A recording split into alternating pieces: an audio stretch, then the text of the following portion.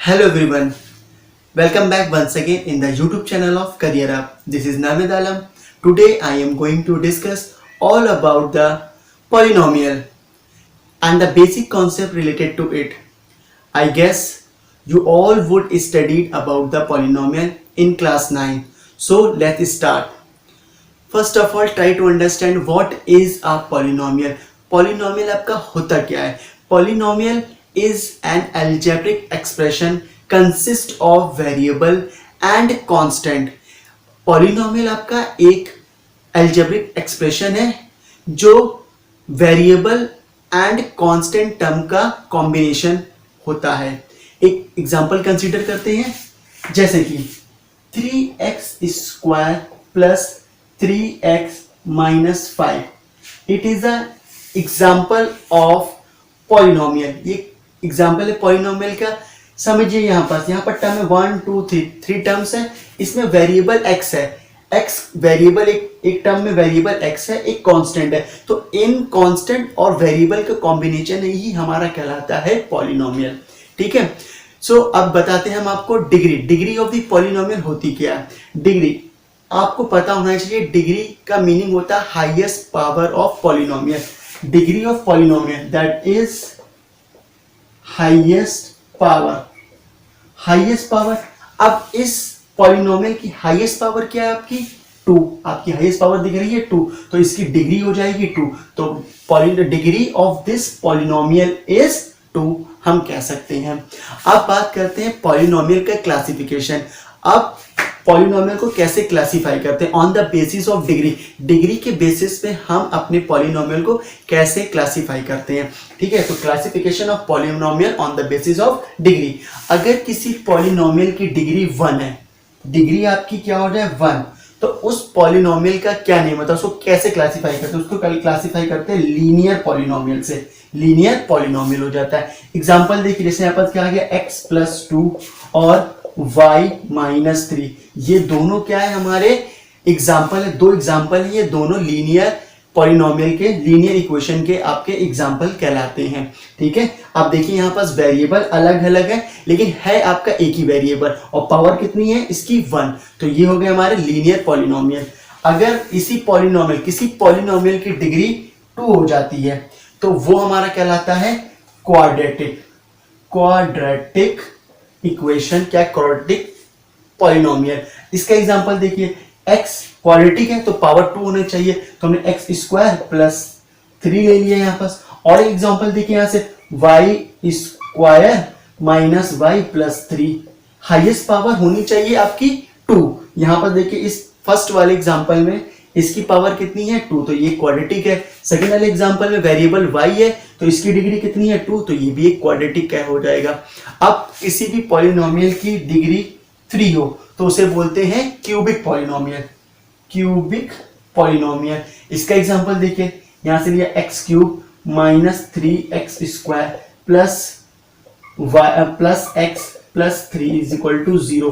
तो ये हमारा क्या कहलाएगा? एक क्यूबिक पॉलिनोमियल, क्योंकि इसकी डिग्री है हमारी 3. अगर हमारी डिग्री 4 हो जाए तो उसे बोलते हैं हम बाई क्वाड्रेटिक.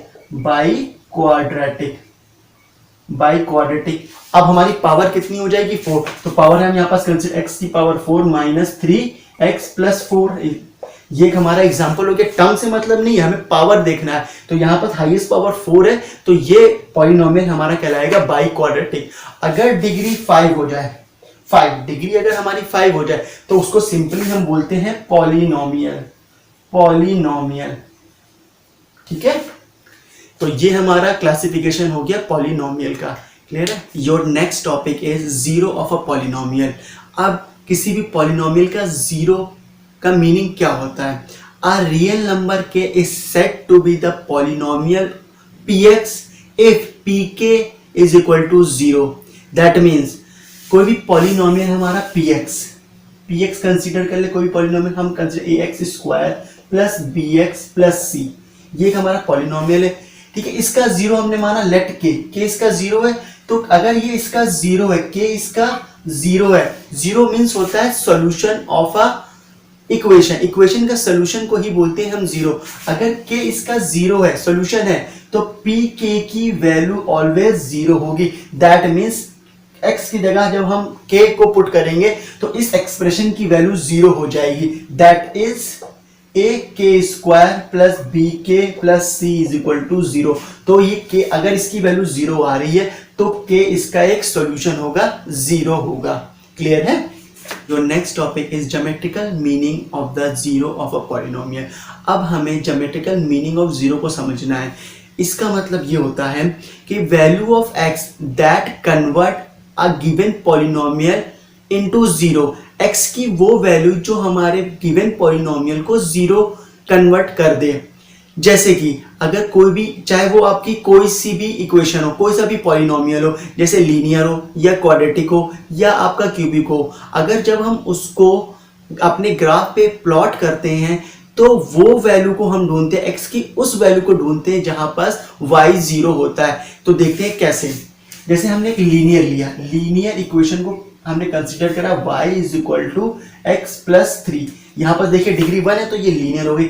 हम इसको जब हम ग्राफ पे प्लॉट करते हैं, ग्राफ पे इसे प्लॉट किया, मान लेते हैं इसको प्लॉट करके ये ऐसा आया, तो अब हम क्या करेंगे, ये हमारा एक्स एक्स होता है, ये वाई एक्सेस होता है। अब हम ये करेंगे कि उस वैल्यू को हम ढूंढेंगे जहां पास y जीरो है, और हमें पता है y हमेशा x एक्सेस पे जीरो होता है, तो इस पॉइंट पे y हमारा जीरो होगा। तो हम यहां से देख के बता सकते हैं इस गिवन इक्वेशन के कितने जीरोस होंगे। तो x जहां पास x एक्सेस को कट कर रही होती है हमारी इक्वेशन, हमारी लाइन, वो कहलाती है जीरो।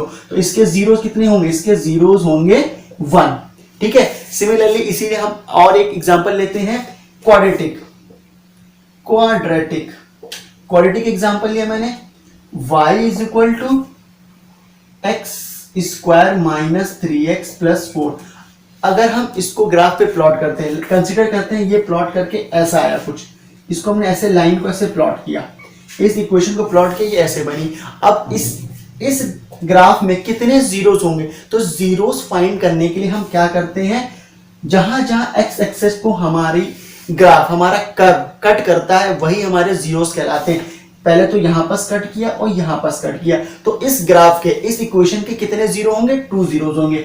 तो zeros is equal to 2। Clearly हम यहां से देख सकते हैं जहां जहां एक्स एक्सेस को हमारा कर्व कट करता है उतने ही जीरो हमारे होते हैं उस गिवन ग्राफ के। अब देखिए ग्राफ और कंसीडर करते हैं, मान लीजिए एक ये ग्राफ है, एक हमारा कर्व ऐसे चला, ठीक है। अब इसमें कहा जाए आपसे कितने जीरोस होंगे, तो हम सिंपली क्या करते हैं, हमारा कर्व एक्स एक्सिस को कहां कहां कट कर रहा है वही इसके जीरोस होंगे। एक तो ये इंटरसेक्ट कर रहा है, एक ये इंटरसेक्ट कर रहा है, एक ये, तो 3 टाइम्स हमारा कर्व एक्स एक्सिस को इंटरसेक्ट कर रहा है, तो इसके जीरोस होंगे इज इक्वल टू 3। ठीक है। अगर हम ये एक और एग्जांपल ले लेते हैं आपका, यहां देखिए, अगर ये हमारा कर्व ऐसे सिर्फ टच करते हुए जा रहा है, तो इसके कितने जीरोस होंगे, इसके जीरोस कितने होंगे, सिर्फ एक ही जगह टच कर रहा है, एक बार इंटरसेक्ट कर रहा है, तो इसके जीरोस होंगे आपके 1। क्लियरली। अब हम क्या कर सकते हैं, एक्सरसाइज 2.1 आपको ऐसे ही करना है। क्लियर है?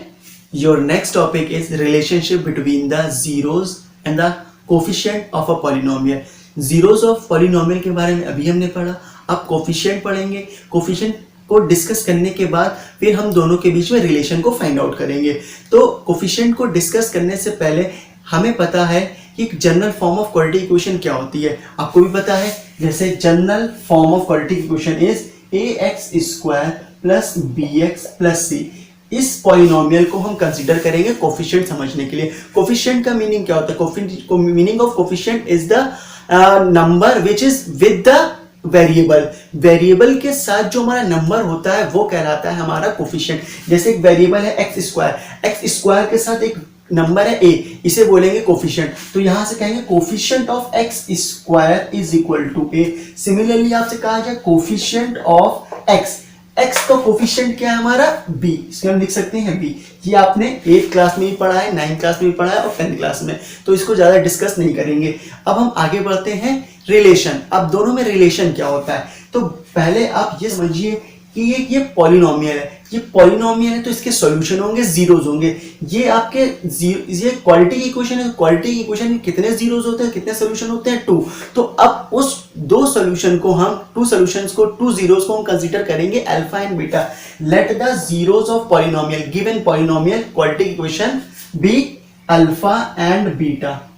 एक जो x की वैल्यू होगी हमारे इस क्वाड्रेटिक इक्वेशन की, क्वाड्रेटिक इक्वेशन की, वो हमने कंसीडर कर लिया अल्फा है, एक बीटा है। तो जो पहला रिलेशन है, पहला रिलेशन हमारा होता है सम ऑफ जीरोज।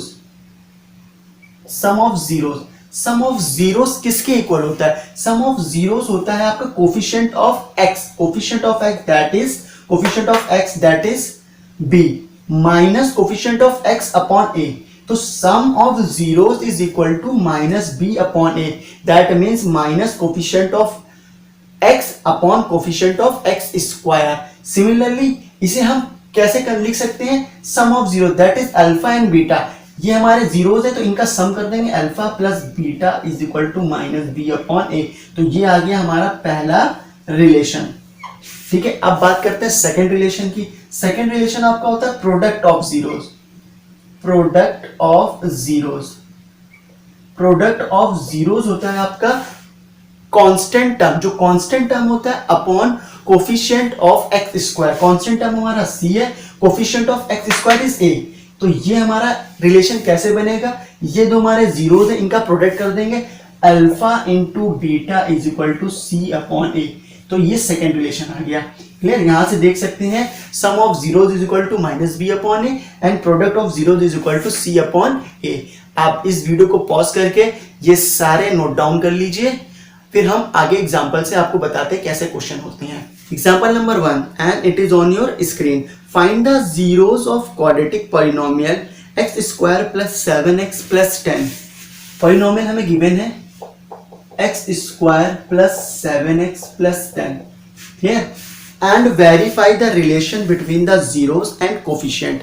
सबसे पहले तो हमें क्या करना है, इसके जीरो फाइंड करना है, फिर उन जीरो की हेल्प से हमें अभी जो हमने रिलेशनशिप पढ़ा उसको वेरीफाई भी करना है। तो सबसे पहले हम इसके जीरोस हम फाइंड करते हैं। तो ये एक हमारा पॉलिनोमियल दिया गया x square plus 7x plus, अब हमें इसको जीरो फाइंड करना है, दैट मीन्स इसका सॉल्यूशन। सॉल्यूशन मीन्स x की वैल्यूज फाइंड करनी है। तो हमें अच्छे से पता है, हमने क्लास 9 में पढ़ा है, इसको हम फैक्टराइज कर सकते हैं और हम इजीली बता सकते हैं इसकी वैल्यूज, इसके सॉल्यूशंस क्या होंगे।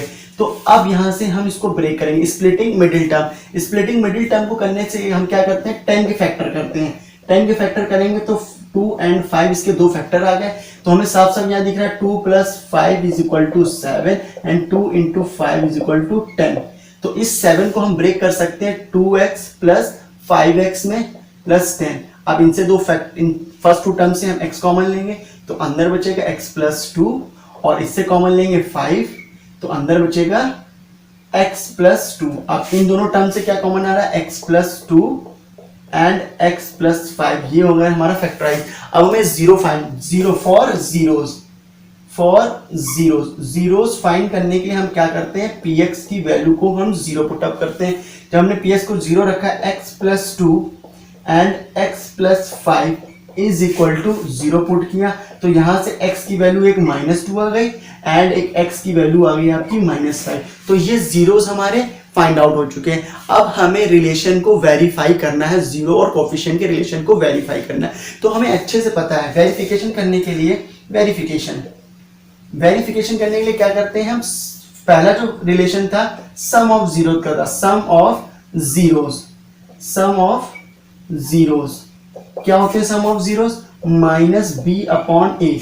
क्लियर? सबसे पहले ये हो गया हमारा लेफ्ट हैंड साइड और ये हो गया राइट हैंड साइड। तो लेफ्ट हैंड साइड को वेरीफाई करेंगे सबसे पहले। सम ऑफ जीरोस हमारे क्या है, एक -2 आया -5 आ गया तो sum of zeros is equal to -2 plus -5।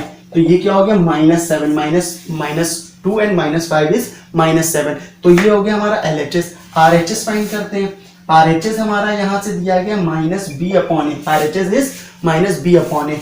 तो -b हमें पर b होता है हमारा कोफिशिएंट ऑफ x। यहां से कोफिशिएंट ऑफ x हमें क्या दिख रहा है, माइनस एज इट इज, और ये b अपॉन a हमारा क्या है, कुछ नहीं तो होता है 1। तो यहां से आ गया -1, तो LHS is equal to RHS। तो यहां से हमारा फर्स्ट रिलेशन वेरीफाई हो गया। अब हम क्या करते हैं, सेकंड रिलेशन को वेरीफाई करते हैं। सेकंड रिलेशन को वेरीफाई करने के लिए हम ये स्पेस यूज करेंगे। तो सेकंड रिलेशन क्या था हमारा, प्रोडक्ट ऑफ जीरोस, ये होता था C/A। Product of zeros is C/A।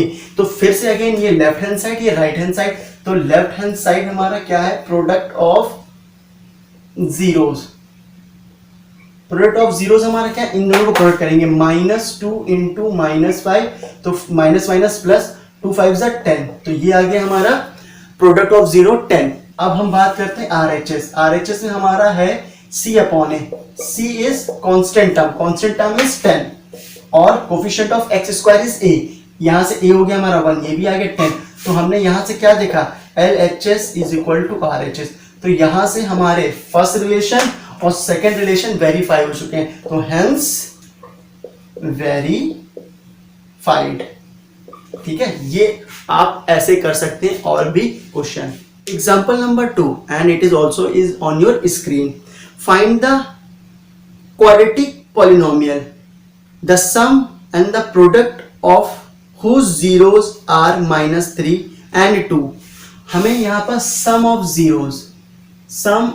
Zeros दिया गया है -3 एंड प्रोडक्ट ऑफ जीरोस दिया गया है हमें 2। अब हमें यहां पर रिलेशनशिप दिया गया है बिटवीन द जीरोस। अब हमें फाइंड करना है यहाँ पर आपका क्वाड्रेटिक इक्वेशन। क्वाड्रेटिक इक्वेशन की जनरल फॉर्म पता है, बस हमें ABC उसके कोफिशिएंट पता चल जाए तो इजीली हम क्वाड्रेटिक इक्वेशन फॉर्म करते हैं। अब कोफिशिएंट कैसे फाइंड करेंगे, with the help of given condition. Condition हमारी क्या, sum of zeros. Sum of zeros हमारा क्या होता है, सम ऑफ जीरोस होता है -B/A इज इक्वल टू -3। अब इसके नीचे 1 लिख ले, कोई इफेक्ट नहीं पड़ेगा।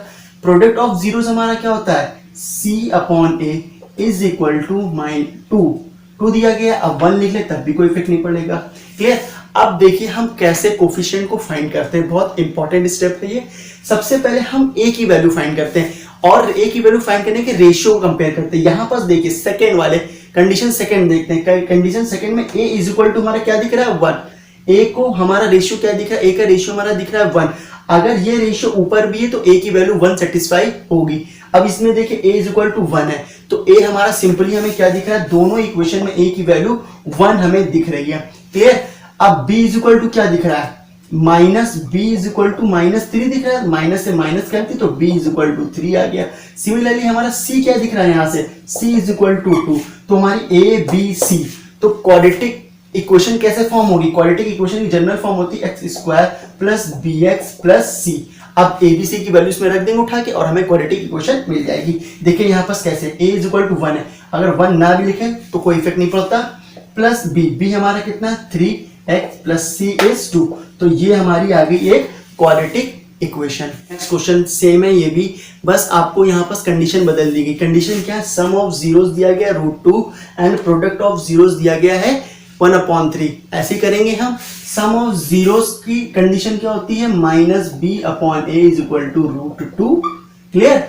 अब यहां से हम देखेंगे प्रोडक्ट ऑफ जीरोस क्या होता है, C/A इज इक्वल टू 3 और इसको हम यहाँ 1 लिखे कोई इफेक्ट नहीं पड़ेगा। हमने क्या बताया, सेकेंड इक्वेशन को देखते हैं, A की वैल्यू को कंपेयर करते हैं।